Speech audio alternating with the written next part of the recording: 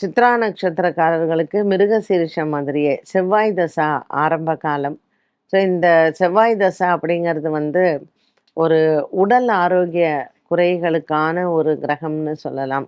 So Chitra நட்சத்திரத்தில் பிறக்கிறவங்களுக்கு எப்பொழுதுமே அந்த 12 வயது வரைக்கும் அந்த குழந்தைங்களுக்கு உடல் உபாதைகள் இருக்கும்.